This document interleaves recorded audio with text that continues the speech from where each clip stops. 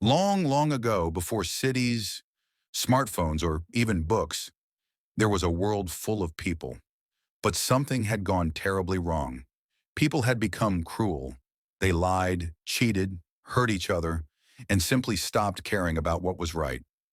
God looked down at the earth and saw just how broken things had become. His heart was heavy. This wasn't the world he had created. But in the middle of all that darkness, there was one man who stood out. His name was Noah. He was kind, honest, and tried his best to live the way God wanted. In a world full of selfishness, Noah walked a different path. One day God spoke to Noah, not with thunder or lightning, just a quiet but powerful message. Noah, I'm going to bring a great flood to wash the earth clean, but I want you to build a boat, a big one. Now when God says big boat, he means big. God gave Noah the instructions.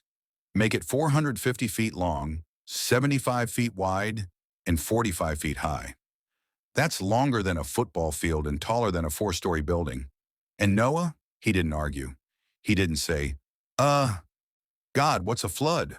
Or, I've never built a boat. He just trusted. Day after day, Noah and his family worked on the ark. People came by and laughed. Hey, Noah, building a boat in the desert? Where's the water? But Noah kept building.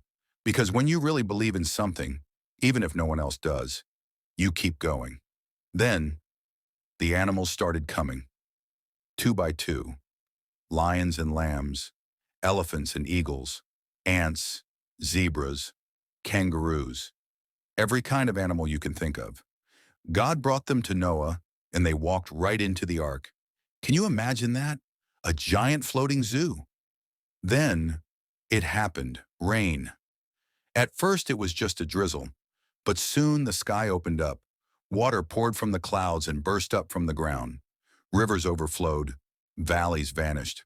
The whole earth started to flood. But Noah, his family, and all the animals were safe, inside the ark. For 40 days and 40 nights, the rain didn't stop. Noah must have looked out and seen nothing but water for miles. It wasn't easy.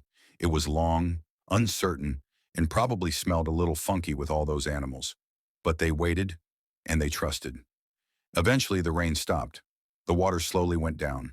The ark came to rest on a mountain called Ararat. Noah sent out a dove to check if the land was dry.